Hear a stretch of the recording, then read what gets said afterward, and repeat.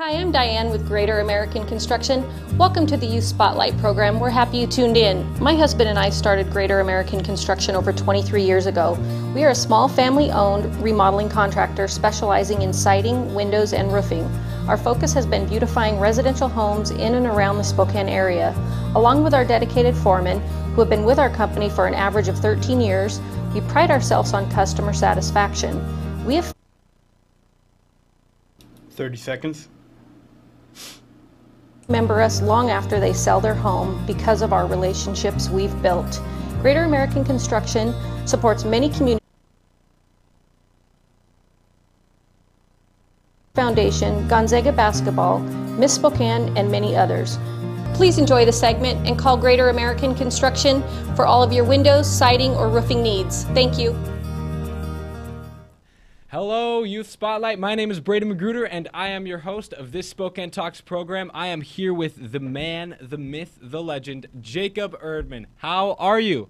I'm great. How are you? I'm doing so fantastic. It's so great to have you here on the show. I want to thank you for coming out here and being here, and congratulate you for being the October Youth Spotlight candidate. So I just want to start off asking, who are you? So I'm 17 and I'm a senior at Ferris High School, and I'm in wind ensemble there and jazz orchestra because I'm a trumpet player there. I play guitar outside of school. I'm in the Cyber Patriots club there, and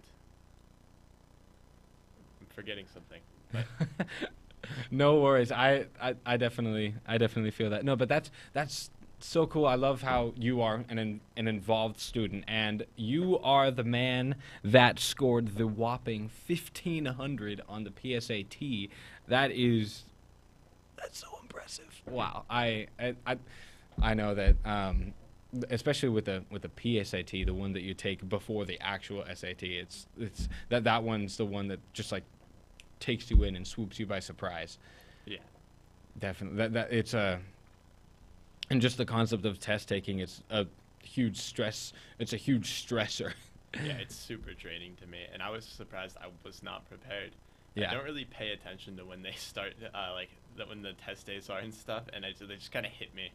Mhm. And so that's the same thing with the SAT. It just kind of hit me, and I was like, oh, I guess I'll take that. Okay. Right. And so, I mean, at least this time we'll be planned since I'm retaking it, but Mhm. we'll see how it goes. Oh, I yeah. get to prepare and sleep. I can't wait. Oh my gosh, yeah, and the ability to find time to actually sleep in the high school schedule is one of the most difficult things that I think a high schooler can try and do. Yeah, and it bewilders me that they want to make the day longer sometimes, or start earlier. I see things like that, I just think, why would anyone want to do that? I'm already kind of stretched pretty thin, but it's I mean, running on 6 hours of sleep a night is a little rough. Oh yeah. It wears on me a bit. Oh yeah, it wears on me too. I was just yawning 5 minutes ago from being why didn't I go to sleep earlier? Literally every single morning I'm thinking, wow, I should go to bed earlier. I'll go home and I'll just think, wow, that day sucked. I really need more sleep. Maybe I should move my sleep schedule forward a little bit, and then I'll do it one day, and then No. Oh, I'm sure so many people can be able to actually attest to this. It is a struggle, and we are working on it, ladies and gentlemen. We are working on this as we speak. But what's more important is I actually know that you are very involved in Ferris's band. Why don't you tell me a little bit more about that? You're a trumpet player. Yeah, so I'm a trumpet player for the one I love the most is jazz orchestra, because I love jazz music, really. It's so You fun like to jazz? play. Of course. We get a lot of that. You get all of the jazz jokes. Yeah.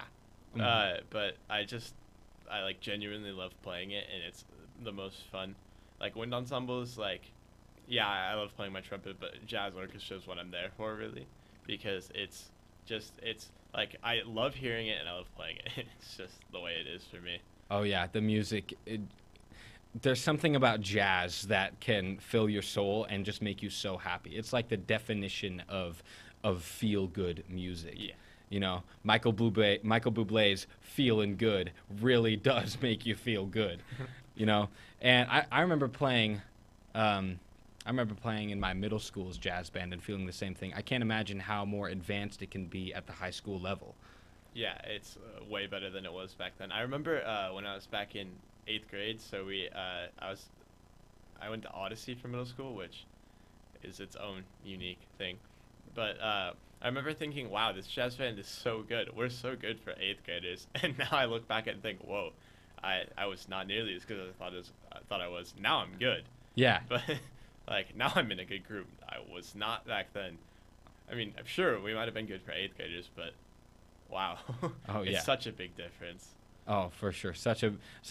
You learn so much more between the years of middle school and high school. And the thing that I think is absolutely crazy is the fact that, band just in general in high school. I know personally for me at my high school at university, they are some of the most talented kids at our school.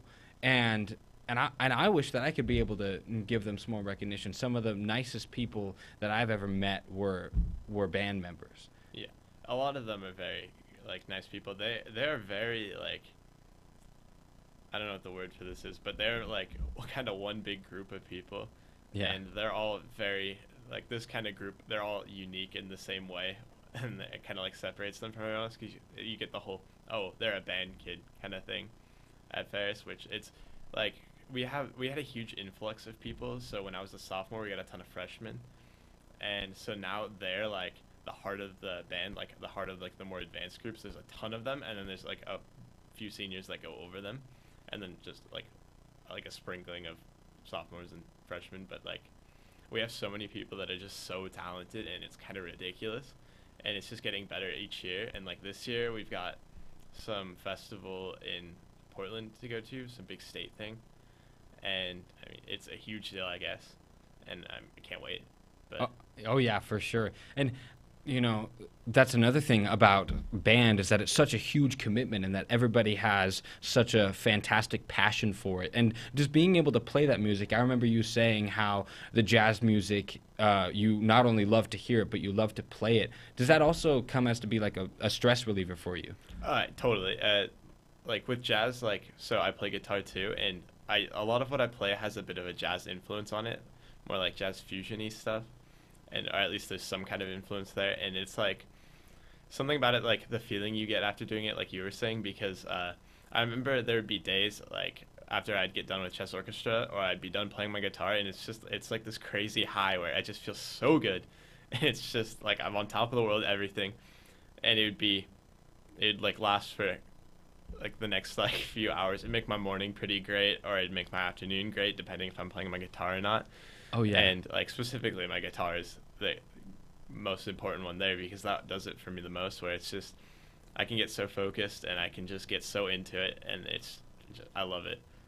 Oh yeah, especially being able to do what you love to do is such a fantastic way to reset your mind so that you can do the things that you don't love to do, focusing on the Spanish homework and getting done with all of these other high school credits, and then you're gonna get to go to college and be able to pursue what you love. And I love that. And so so you also throughout your life you have some really, really amazing educational credits that I think are awesome, and you've been able to attest to that by being able to work around your own personal problems to be able to really find the time and gather all of the focus that you need to be able to work on all of these really stressful educational tasks that are going to your way. Why don't you talk about that a little bit? So I've had ADHD since I've technically had it my whole life, but I've known about it since 4th grade. And very thankful for my teacher who caught it, because I wouldn't have known. I remember back I was probably in 1st grade or something. One time I was in the car with my brother, and I move around a lot, and I kind of do up here too. But I remember my brother joking to me saying, "Did you know that if you can't stay still for more than 5 seconds, they say you have ADHD?" And I didn't really understand it at the time, and I thought, what is he talking about? And then I think it's so funny that he was right. Yeah. Because I would have never guessed back then. But like essentially what happened is I kept like tipping my chair back, and like I'd literally turn around in class and just kind of have my knees on it doing it while I was like working on something, and I still actually do it if I have like a chance to. Like when I'm in cyber, I'm often doing it. Yeah. Which it's not the best. People don't really love that, but Mm-hmm. they saw me doing it so much, and I got in trouble more times than I could count because of it, and I got told so many times to stop, and they eventually kind of started figuring out, oh, this isn't normal, and they noticed it, and then we got like a referral to doctor, and they're like, oh yeah, you have ADHD, and then medicated me, and so now at least I have something that like kind of keeps me going, I guess, instead of it just being like I'm all over the place. I can at least like dial into things that I don't like, Mm-hmm. rather than just being like all over the place. Like an example is kind of like I do my homework usually after it's worn off, and so history kills me because I can't read that textbook.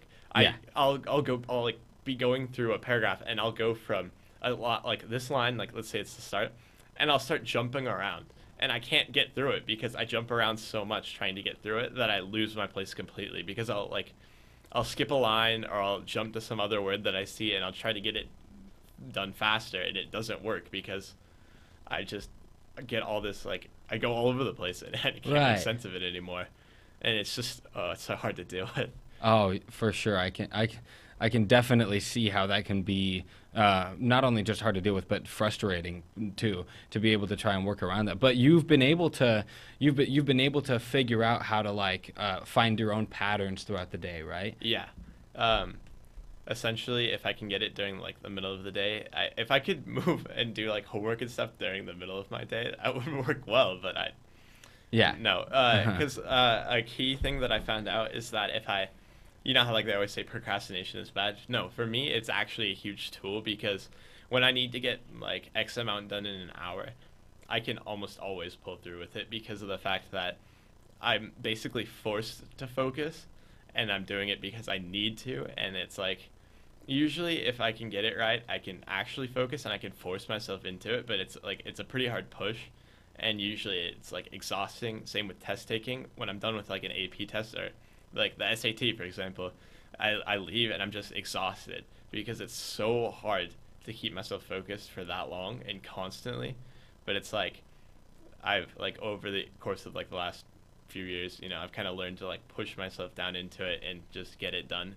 And it's like the speed and efficiency of what I do is a huge part of it, because the faster I work, it benefits me in every way, because the less I have to focus on it and the less work I actually have to do, the more I can be enjoying myself, and the more I can like the less tired I'll feel afterwards. Right, of course. And now you've been able to with understanding those patterns and understanding what you need to do personally, you have been able to triumph in certain areas, like in computer science, for example. That's something that you're also very passionate about. Yeah, I've been a programmer for a long time. I do lots of random things, and I mean, my only big issue there is I always start things and never finish them, which, I mean, comes back to ADHD. I don't like staying on the same thing for very long. It's not like me. Right. And it's a little rough. I never get anything done because of that, like anything I want to do. But I mean, I do so many different things that at this point I don't think I care that much, because I'm just, there's such a variety, and I've learned so much random stuff over the years, and there's just so much I know how to do now. Oh, for But, sure. I mean, it doesn't help me to like it doesn't help me to learn how to do something, and then only do it once. Right, of course. Yeah, and I can relate to the idea of just like, you know, wanting to start something and try and stay on it. When I was a little kid, I would write so many stories, but I'd only get done halfway through chapter 1, and they're all just so random. But anyway, I think, you know, for the people that are going to be watching this right now, there might be people out there who have been going through the same problems, who have their own ADHD that they have to deal with, and it can be frustrating to be able to work around that when you're trying to do things that are super important in your life. What would you have to say to that? I mean, I'd say, it's like you can kind of turn it into a blessing in a sense, because especially with the help, if you're medicated, it's a huge difference, because I think without it, I don't think I'd be anywhere like near where I am because I wouldn't be able to do very much. But it's just like that on top of it, and then being able to actually like learn your own patterns and figure it out, you can turn it into like such a benefit because that it's like I've seen it called like a hyper focus. It's that like focus that just like drains me, but it's so powerful for me because it's literally my mind is clear except for what I need to be doing, and it's like nothing else. I don't even really know how to describe it. It's just such like intense focus that I don't know if other people experience or not, but maybe if they're passionate, like especially if I'm passionate about something though, because I get so into it, and it's just learning how to do that is the biggest thing, like the most important thing I've done with it. That's so incredible. Well, folks, you heard it from the man himself, Jacob Erdman. Now, before we go, it is spooky season, and I have one question that I have for you for Halloween. What are you going as? You know, I don't even know if I'm going as anything. I'm pretty sure right now I'm being roped into this thing from my girlfriend. She wants me to dress as a Tinkerbell because they're trying to make everyone do it with their own variation. So I think I'm patriotic Tinkerbell. I've got some American wings to put on. I don't know if I'm going to do it. It's gonna take some convincing. Oh, it's already been decided for me. I fully support that. Yeah, but you know, you got to be able to do the couple thing. Me and my girlfriend are going as Beetlejuice and Lydia from Beetlejuice. It's going to be great. So, well, thank you so much for coming on the show. Congratulations on being our October candidate for Youth Spotlight. And thank you to the listeners and the viewers who are listening into this. We appreciate you so much. We want to give a shout out to our sponsors, Greater American Construction and the partnerships down at the Spokesman Review. You guys make this possible. And thank you to all for tuning in to watch this legend of a man, Jacob Erdman. Thank you so much for being here, and thank you so much for watching. I'll catch you on the flippity flop.